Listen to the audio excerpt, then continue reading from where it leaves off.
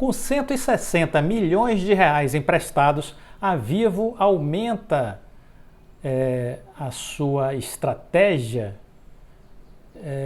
em serviços financeiros. Expande a sua estratégia em serviços financeiros. A Vivo acredita ter encontrado um modelo de negócios certo para o segmento de serviços financeiros, na medida em que a operação de crédito pessoal que a operadora vem realizando chegou já ao patamar de 160 milhões de reais em empréstimos no final do terceiro trimestre.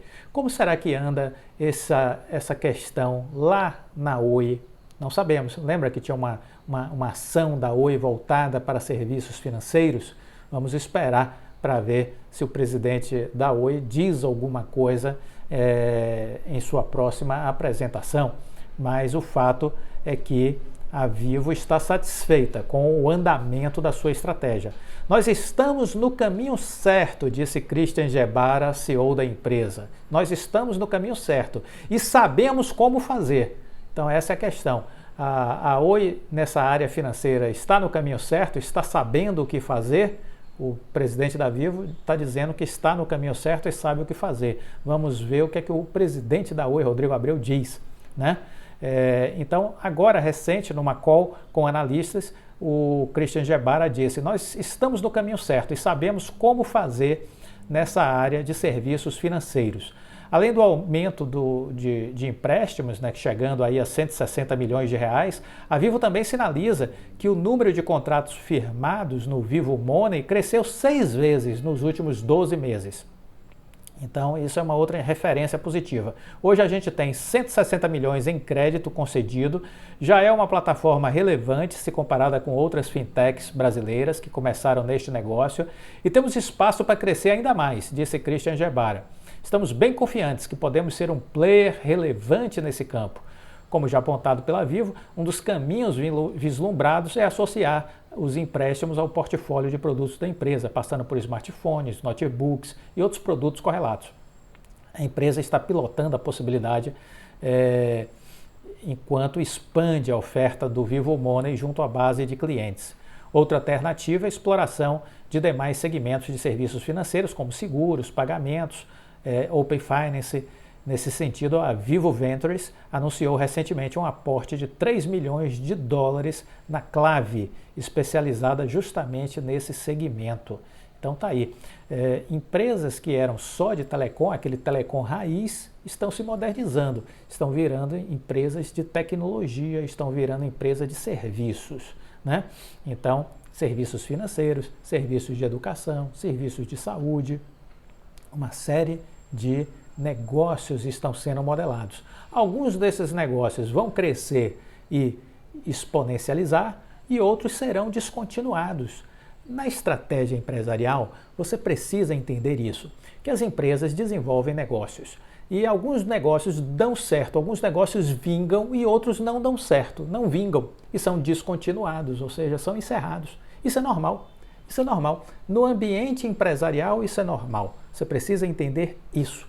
Bem-vindo ao canal Viver de Renda, se inscreva no canal, deixe seu like gente, compartilhe com os amigos, nos acompanhe também no Instagram Viver de Renda canal. Você precisa entender estratégia empresarial. Se você não entende o racional, a dinâmica de uma empresa, você fica meio que perdido. Poxa, a empresa está fazendo tanta coisa, né? É saúde, educação, financeiro, né? Está mexendo com seguros, está mexendo com empréstimos, está perdendo foco, né? Pode pensar.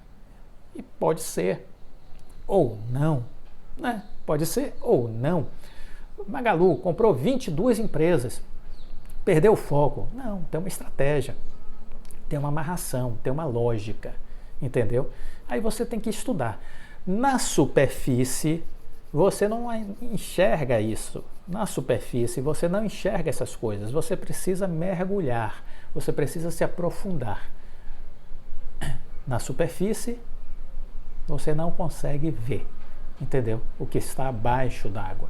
Então é isso, você precisa mergulhar, você precisa buscar o máximo de informações possíveis para entender o que está acontecendo com aquela empresa. Por falar em dinâmica de empresas, de tecnologia e tudo mais, vamos lembrar que o Itaú criou um hub de inovação e tecnologia, que é o Cubo, que é o principal hub de curadoria de startups e fomento de tecnologia da América Latina, não é do Brasil não, viu? Da América Latina toda. Ele está desenvolvendo todo um arcabouço aí híbrido e sendo mais versátil na atração de investimento. Mais versátil na atração de investimento. Nessa nova fase, o CEO do Cubo, o Paulo Costa, ele tem a missão de preparar o hub para o agora e para o futuro. O espaço voltou a realizar seu maior evento, o Cubo Conecta, de forma híbrida. Quem está na sede do Cubo do Itaú, no número 54 da Alameda Vicente Pinzon, na Vila Olímpia, bairro com prédios vultuosos, quem conhece a Vila Olímpia, né, um ambiente muito corporativo, tem uma área residencial, mas tem uma área de muitos prédios corporativos, né, prédios modernos que chamam a atenção, e é lá, encravado no número 54 da Alameda Vicente Pinzon, na Vila Olímpia, que está o Cubo do Itaú. Ele foi inaugurado exatamente, ele foi inaugurado há algum tempo atrás e essa dinâmica que vem se dando desde 2005 ou 2015, quando o projeto foi fundado, essa dinâmica ela vem se aperfeiçoando e vem buscando seguir caminhos diferentes, em especial após o evento da pandemia de 2020, né? Existiam 1.200 pessoas trabalhando e depois 2.500 que passavam pelos 14 andares do edifício diariamente. Atualmente é metade disso, mas isso não significa que o fluxo de ideias diminuiu. Neste que é o principal hub de fomento ao empreendedorismo tecnológico, não só do Brasil, mas como de toda a América Latina. Pelo contrário, a organização que potencializa a conexão e geração de negócios entre grandes empresas e startups mudou seu formato e agora atende muito mais companhias e melhor. Não só aumentou a quantidade de atendimento, como melhorou a qualidade do atendimento a essas startups. O Cubo também teve de passar pela tão disseminada transformação digital que ele mesmo incentiva. Passou a oferecer conexões de forma híbrida, presencial e virtual, remodelou seu espaço físico, que pode ser facilmente modificado para atender demandas sazonais. Ele ficou mais versátil e isso gerou resultados. O Hub fechou 2021 com 400 startups atendidas, uma variação positiva de 166% em relação a 150% do período pré-pandêmico. No ano passado, as empresas incubadas receberam cerca de 3 bilhões em investimento, foi 60% a mais do que 2020, geraram 2,5 bilhões de faturamentos, com a criação de 7 mil empregos. Por trimestre, são em média 300 aplicações para os pitches, sendo aprovado em torno de 25%. É uma nova fase do Cubo, eu não diria nova de estratégia, pois continua a mesma, com o propósito de fomentar o empreendedorismo tecnológico, disse o Paulo Costa, que há 6 meses assumiu a missão de preparar o Cubo para essa nova fase. Curiosamente, ele também tem um passado com o Cubo. Ele participou da criação do Hub 7 anos atrás, quando trabalhava na Century, patrocinadora do Cubo também. Estava lá no primeiro dia do Hub, apertando os parafusos, disse ele. Desde maio, como CEO, Costa expande a plataforma virtual com atendimento e operação Omnichannel.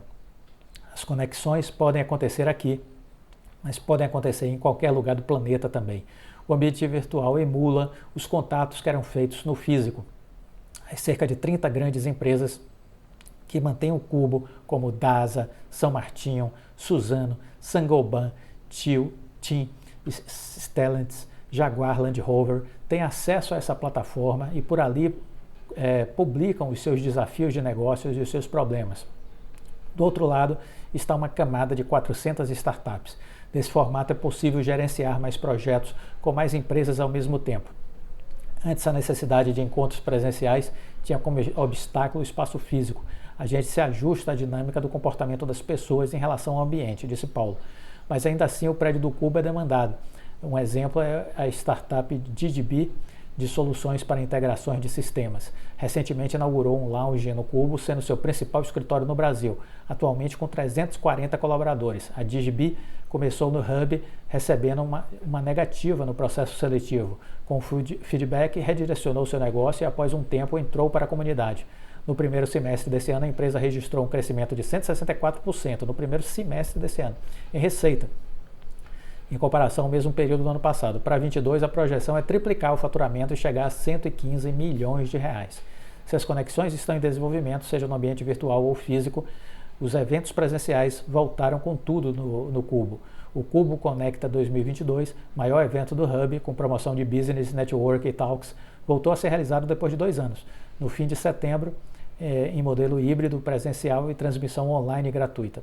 A edição teve como slogan: se o necessário é incerto, o futuro é cheio de possibilidades. Conecte-se. Muito bom. Então tá aí. Notícias positivas vindo desse hub de inovação, que é o maior da América Latina e que tem aí a digital do Itaú.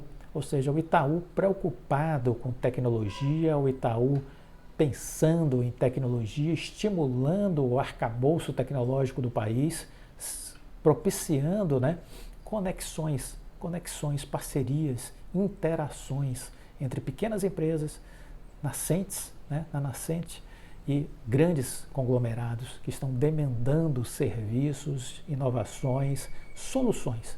Então a tecnologia tem essa capacidade de gerar respostas a grandes problemas de grandes empresas, grandes corporações.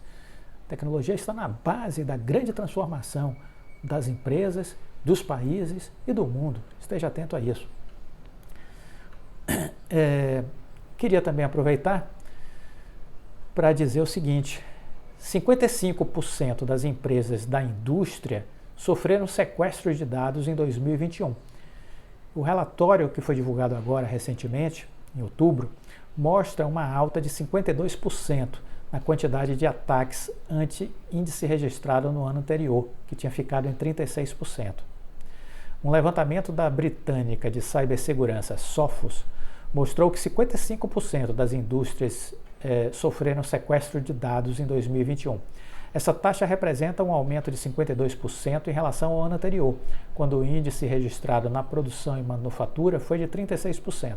Segundo o relatório, a maioria das empresas impactadas, 57%, relatou que os criminosos criptografaram seus dados e a minoria, 38%, conseguiu interromper o ataque antes da ação. No entanto, quase todas as empresas consultadas conseguiram reaver os dados que foram roubados. Para o diretor-geral da Sophos no Brasil, André Carneiro, o cenário de pandemia contribuiu para o crescimento do sequestro de dados. Isso porque muitas empresas tiveram de desmembrar suas operações para viabilizar o trabalho remoto. E com isso, algumas dessas organizações acabaram perdendo o controle sobre parte de suas informações. Com as pessoas em casa, as corporações tinham a tendência de usar mais soluções em nuvem, o que deu mais superfície de ataque. Não era mais só a empresa que centralizava as informações, mas tinha também a rede da casa do funcionário. A pesquisa também mapeou que o valor médio cobrado pelos hackers para o resgate de material foi de 1,2 milhão de dólares, um montante menor que o registrado anteriormente. Além disso, 67% das firmas industriais levaram cerca de uma semana para se recuperar dos sequestros de dados. Só em apenas 10% dos casos o tempo foi superior a um mês. Esse é um setor que cada vez mais investe em segurança e por isso que está um pouco mais à frente, disse Carneiro. Quem tem um plano de recuperação está preparado para atuar na hora do ataque. Quem tem um plano de recuperação está preparado para atuar na hora do ataque. Quem não tem, começa a construir o plano com o caso acontecendo. E só então pensa nas consequências que aquilo pode causar. E talvez esse seja um estágio de muitas empresas ainda que precisam de socorro, de auxílio e precisam entender essa dinâmica e se antecipar, né? Não dá mais para ser reativo, tentar fazer alguma coisa depois que a casa é invadida. O prejuízo pode ser brutal, muito grande. Isso dá uma dinâmica de crescimento para as empresas de cibersegurança, empresas que atuam nessa área de treinamento, produtos, serviços, como é o caso da Oi Soluções. O presidente Rodrigo Abreu precisa falar mais sobre a Oi Soluções, né? Precisa colocar os seus vice-presidentes, os seus diretores para falar mais sobre a Oi Soluções. O que se sabe que é uma empresa que tem 4.500 clientes, 4.500 clientes. Grandes empresas corporativas, médias empresas corporativas, empresas nacionais e internacionais. Existe uma série de atividades feitas em parceria com gigantes da tecnologia, mas enfim, precisa se falar mais sobre a Oi Soluções, porque tem gente que sequer sabe o que é a Oi Soluções. Os ataques mais frequentes que existem atualmente são os chamados ransomware, um tipo de ação digital em que o hacker acessa o sistema, sequestra as informações e depois pede um resgate. Estão na mira dos criminosos tanto instituições públicas quanto privadas, dos mais diversos setores. No Brasil, empresas como JBS, Renner, Serasa já foram vítimas desse tipo de crime. O mais recente foi a Record TV, que foi invadida e que aí já se passou mais de 3 semanas, pelo que me lembro, e ainda vive aí problemas por conta desse ataque. Embora tenhamos ainda um índice alto, a proporção de sequestro de dados na indústria é bem menor do que outros setores da economia. O segmento de mídia e entretenimento foi o mais crítico no ano passado. 74% das empresas foram alvos. Varejo, 77%. Energia, óleo e gás, 75%. Foram as mais atacadas pelos cybercriminosos. Na área pública, vimos aí empresas estatais, órgãos públicos sendo invadidos também, sendo hackeados, sendo atacados, né? As empresas precisam ter em mente que elas têm que se antecipar ao sequestro de dados. Elas precisam ser preventivas e não reativas. De novo, não adianta reagir depois que a porta já foi invadida. Pense nisso. Gostou do vídeo? Deixe o like, compartilhe com os amigos, fique com Deus e até a próxima. Tchau!